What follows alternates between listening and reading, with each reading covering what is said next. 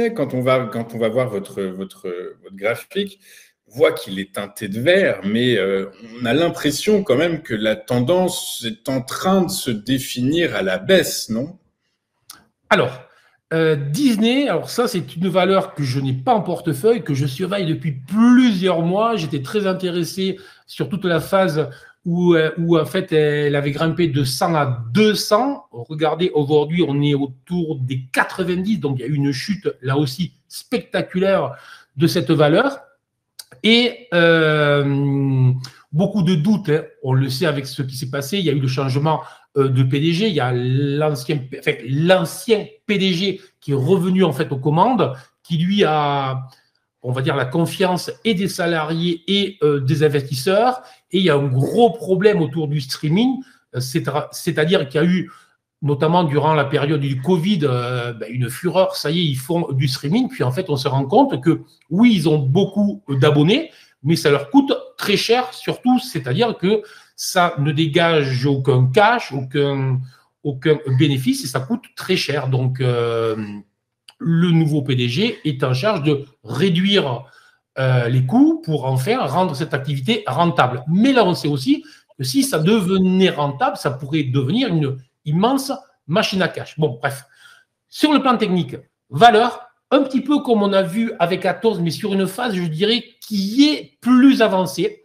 On a eu là aussi, alors plutôt baissier, mais on le voit bien sur le graphique, la phase d'accumulation dont je vous parlais.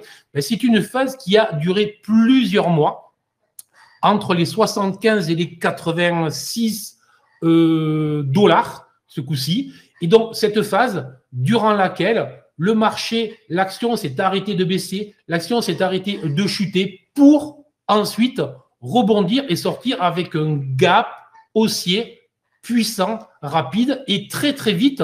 On en avait parlé, je crois, même ici même, je vous avais donné un objectif autour des 95 dollars. Cet objectif a été réalisé.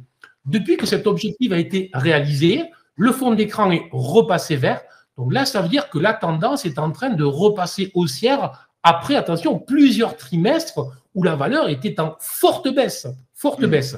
Et là, on a typiquement, comme vous le disiez, une vague baissière, mais probablement, et c'est là où je veux en venir, une vague baissière de court terme. C'est un classique en ABC qu'on appelle. C'est une correction en 3 temps. Là aussi, c'est connu. Les corrections, classiquement, dans les tendances haussières, se font en 3 temps. Là, je vous ai mis 2 flèches sur le niveau support sur les 89,6. C'est vraiment le niveau sur lequel la valeur pourrait, là aussi, rebondir. Et de la même manière que je vous parlais de Danone qui surperformait le marché, Danone qui n'est pas une valeur star, hein, on est bien d'accord, à la Bourse de Paris, même si l'an dernier, elle avait fait un plus 20 quand même, mais sur les années précédentes, c'était quand même très, très peu brillant. Là aussi, sur une valeur très en retard, on n'est pas sur de l'Apple, on n'est pas sur de l'Alphabet, etc. On voit quoi?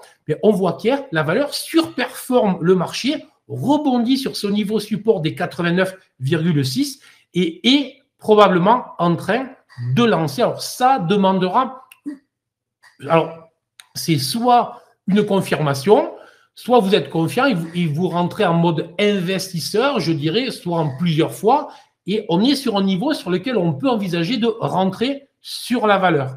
En mode trading, c'est plus compliqué. En mode investisseur, la valeur valide tous les signaux. J'ai l'accumulation, j'ai la vague en accélération, j'ai le repli en 3 temps. La vague suivante, logiquement, devrait déclencher, et c'est là où nous aurions le signal, une clôture haussière des 92,50, puis derrière, une accélération qui pourrait faire à peu près les 17 à 18 points dollars de la vague précédente. Autrement dit, ça pourrait nous envoyer sur les 107, 108 dans les prochaines semaines, les prochains mois.